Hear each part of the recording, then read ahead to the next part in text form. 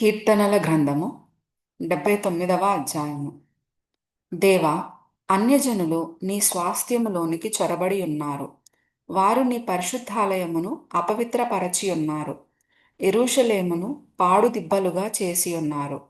వారు నీ సేవకుల కళేబరములను ఆకాశ పక్షులకు ఎరగాను, నీ భక్తుల శవములను భూజంతువులకు ఆహారముగాను పారవేసి ఉన్నారు.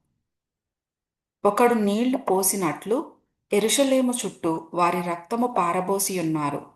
వారిని పాతిపెట్టు వారెవరునూ లేరు. మా పొరుగువారికి మేము అసహ్యులమైతిమి. మా చుట్టూనున్న వారు మమ్మును అపహసించి ఎగతాళి చేసెదరు. యెహోవా, ఎంతవరకు కోపపడుదువు? ఎల్లప్పుడునూ కోపపడుదువా? నీ రోషము అగ్నివలె ఎల్లప్పుడునూ మండునా? నిన్నెరుగని అన్యజనుల మీదను, నీ నామమును బట్టి ప్రార్థన చేయని రాజ్యముల మీదను నీ ఉగ్రతను కుమ్మరించుము. వారు యాకోబు సంతతిని మింగివేసి ఉన్నారు. వారి నివాసమును పాడు చేసి ఉన్నారు. మేము బహుగా కృంగి ఉన్నాము. మా పూర్వుల దోషములు జ్ఞాపకము చేసుకొని నీవు మా మీద కోపముగా నుండకుము. నీ వాత్సల్యము త్వరగా మమ్ము నెదుర్కొన నిమ్ము. మా రక్షణకర్తవగు దేవా, నీ నామ ప్రభావమును బట్టి మాకు సహాయము చేయుము.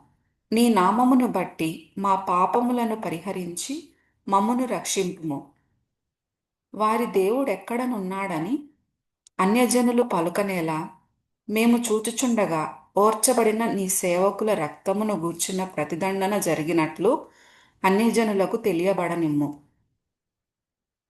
చెరలోనున్న వాని నిట్టూర్పు నీ సన్నిధికి రానిమ్ము. నీ బాహుబలాతిశయమును చూపుము. చావునకు విధింపబడిన వారిని కాపాడుము.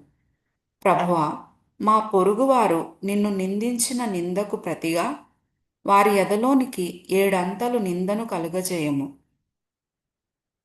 అప్పుడు నీ ప్రజలమును నీ మంద గొర్రెలమునైనా మేము సదాకాలము నీకు కృతజ్ఞతాస్తుతులు చెల్లించెదము.